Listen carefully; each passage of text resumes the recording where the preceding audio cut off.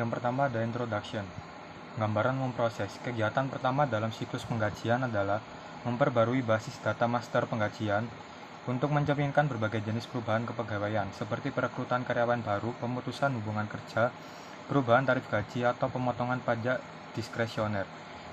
Departemen Manajemen Sumber Daya Manusia bertanggung jawab untuk memulai perubahan ini dengan mengirimkan formulir yang diperlukan ke Departemen Penggajian. Meskipun data master penggajian diperbarui dalam proses ini, penting untuk dicatat bahwa informasi mengenai jam kerja aktual ditangani secara terpisah pada tahap selanjutnya.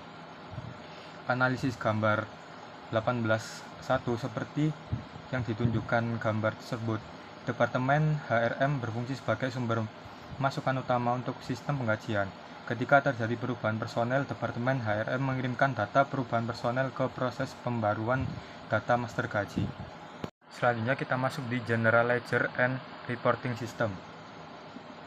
Yang pertama ada arsitektur sistem dan alur data yang terdapat pada gambar 18.2 dan 18.3. Sistem buku besar dan pelaporan berfungsi sebagai pusat data akuntansi suatu organisasi.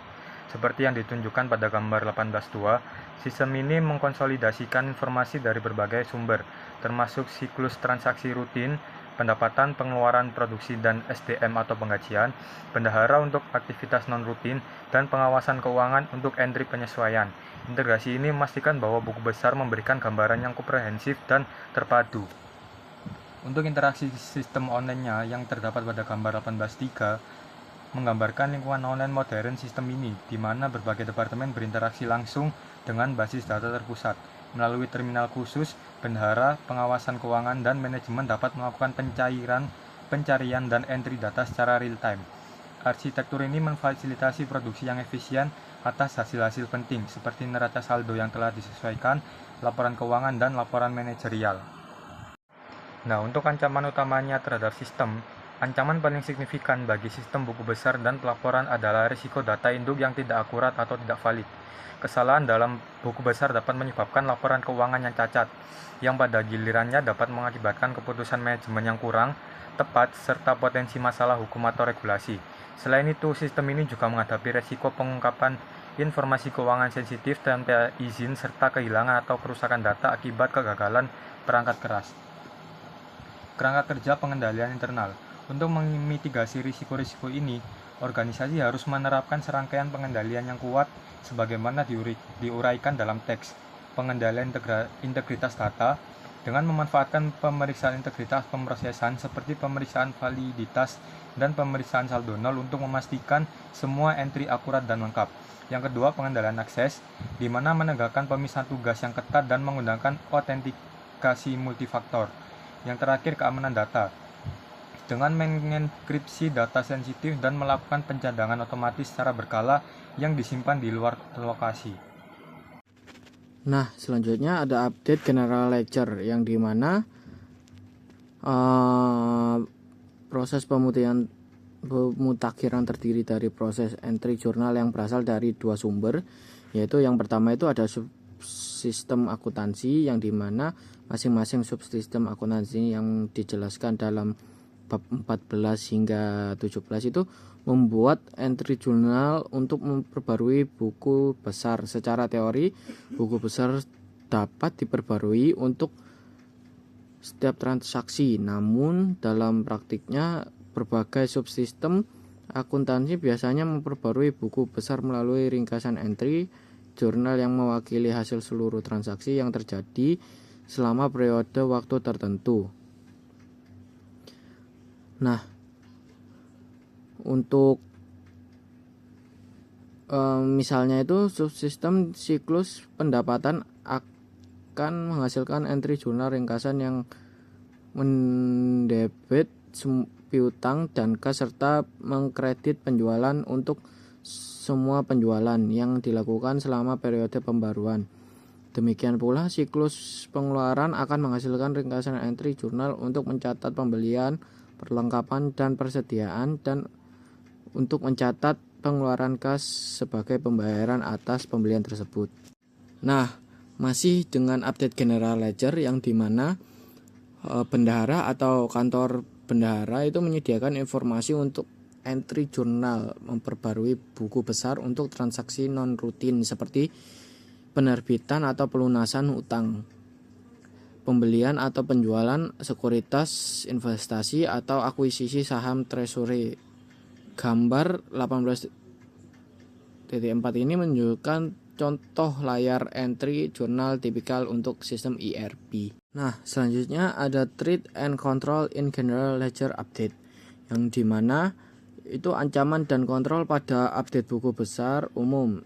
Ancaman entry jurnal yang tidak akurat, entry jurnal yang tidak sah, dapat menyebabkan laporan keuangan yang salah dan pengambilan keputusan yang buruk.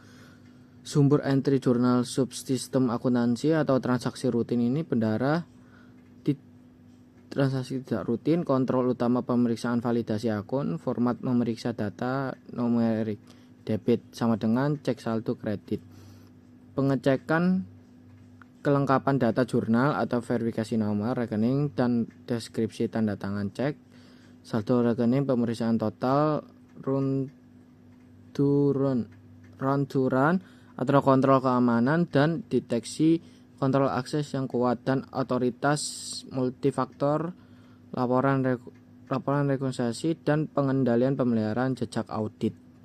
Nah, selanjutnya ada Reconciliation and Control Reports, yang dimana laporan rekonsiliasi dan pengadilan tujuannya itu digunakan untuk mendeteksi kesalahan dalam memperbarui buku besar dan memastikan keakuratan data keuangan. Rekonsiliasi utama itu neraca saldo, memeriksa apakah total saldo debit sama dengan total saldo kredit. Nah, perbedaannya itu menunjukkan kesalahan pengeposan kontrol rekonsiliasi rekening, membandingkan saldo buku besar dengan total buku besar pembantu. Nah, contohnya itu akun pengendali piutang usaha harus sama dengan total saldo pelanggan kontrol tambahan. Kontrol tambahan ini tinjaunya itu transaksi menjelang akhir periode akuntansi untuk memastikan waktu pencatatannya itu yang benar, memverifikasi bahwa rekening suspense dan clearing ini sementara mempunyai saldo 0 pada akhir periode. Selanjutnya ada pengendalian ini itu juga membantu menjaga pencatatan keuangan yang akurat dan seimbang. Nah, selanjutnya ada laporan rekonsiliasi dan kontrol, yang dimana setelah kedua entry telah diselesaikan, rekening clearing harus pengiriman yang sebelum ditagih harusnya memiliki saldo 0. Jika tidak, maka telah terjadinya kesalahan dan harus diselidiki dan diperbaiki. Nah, contohnya adalah gambar pada nomor 18.6, yang dimana salah satu dari banyak jenis laporan pengendalian yang disediakan sistem ERP untuk membantu mengidentifikasi sumber kesalahan apapun yang terjadi dalam proses pembaruan buku besar. Mendaftarkan voucher jurnal berdasarkan nomor akun umum memudahkan mengidentifikasi penyebab kesalahan yang mempengaruhi akun buku besar. Nah, mendaftarkan voucher jurnal itu berdasarkan urutan numerik tanggal dan nomor rekening dapat menunjukkan tidak adanya posting entry jurnal. Laporan ini seringkali menyertakan total untuk menunjukkan apakah total debit dan kredit yang diposting ke buku besar itu sama. Assalamualaikum warahmatullahi wabarakatuh. Perkenalkan, nama saya Aldi Tarafir Rahman. Saya akan menjelaskan tentang Electronic Reporting with XBRL atau dokumen instan yang dibuat dengan menerapkan taksonomi dengan kumpulan data. Dan taksonomi adalah kumpulan aturan yang mendefinisikan elemen-elemen laporan serta hubungan antar elemen tersebut, yang dimana salah satu bagian taksonomi disebut skema atau yaitu file yang berisi definisi setiap elemen yang dapat muncul dalam dokumen laporan. Atribut utama elemen tersebut meliputi nama unik elemen, deskripsi elemen, jenis data, saldo normal, jenis periode. Lalu selanjutnya di sini ada yang slide selanjutnya, finding XBRL and document in the Edgar database, yang dimana manfaat XBRL tidak hanya untuk pelaporan eksternal tetapi juga mendukung pelaporan internal perusahaan, yang dimana data dari sistem ERP dapat diekspor langsung ke berbagai aplikasi sehingga mengurangi kesalahan input manual. Nah, akuntan memiliki peran penting dalam Yang pertama memilih taksonomi yang sesuai, yang kedua menjamin keterbandingan laporan, ketiga memetakan data akuntansi ke elemen taksonomi XBRL, yang dimana akuntan menggunakan pengetahuan bisnis dan prinsip akuntansi untuk memastikan kesesuaian data laporan. Lalu di slide terakhir di sini ada trade and controls, yang dimana salah satu risiko dalam XBRL adalah kemungkinan penyusunan laporan keuangan yang tidak akurat. Penggunaan software dan kontrol integritas data membantu mengurangi kesalahan numerik. Namun karena IFRS dan XBRL memerlukan banyak pertimbangan dalam klasifikasi informasi, kesalahan tetap dapat terjadi. Misalnya kesalahan penggolongan aset tetap, kesalahan pemilihan teks XBRL, ketidaksesuaian taksonomi dengan praktik bisnis perusahaan. Dan oleh karena itu diperlukan pemahaman mendalam mengenai praktik bisnis dan taksonomi XBRL. Produk Managerial Reports. Sistem ERP digunakan untuk membuat laporan manajerial dan anggaran secara otomatis. Laporan membantu manajer merencanakan, memantau, dan mengevaluasi kinerja perusahaan. Trade and Control. Laporan yang tidak jelas dapat menyebabkan kesalahan keputusan.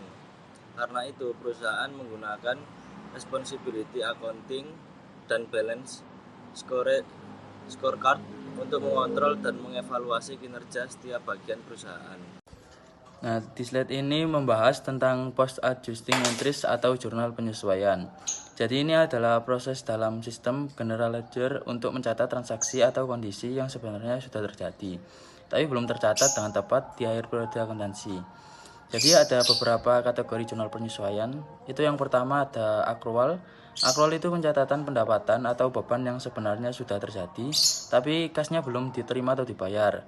Contohnya pendapatan bunga yang sudah diperoleh tapi belum diterima, gaji karyawan yang sudah menjadi kewajiban perusahaan tapi belum dibayar.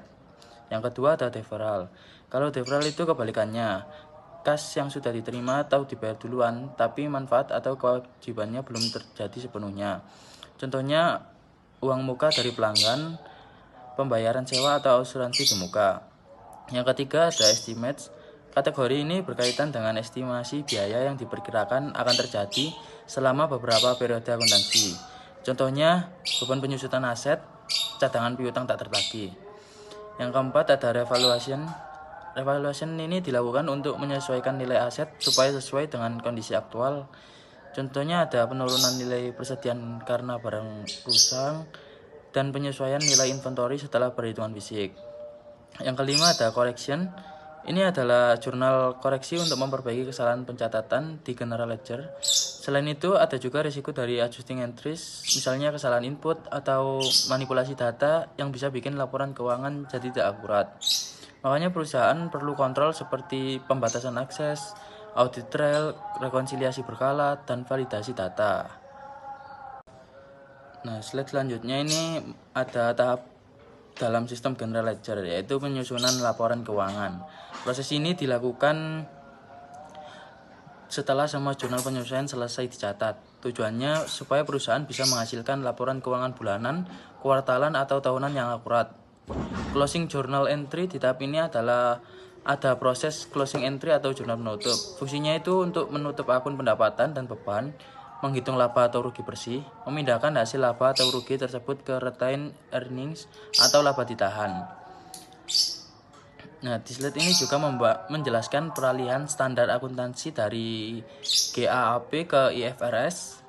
SEC pernah mendorong perusahaan di Amerika untuk beralih dari GAAP ke IFRS supaya standar akuntansi lebih global.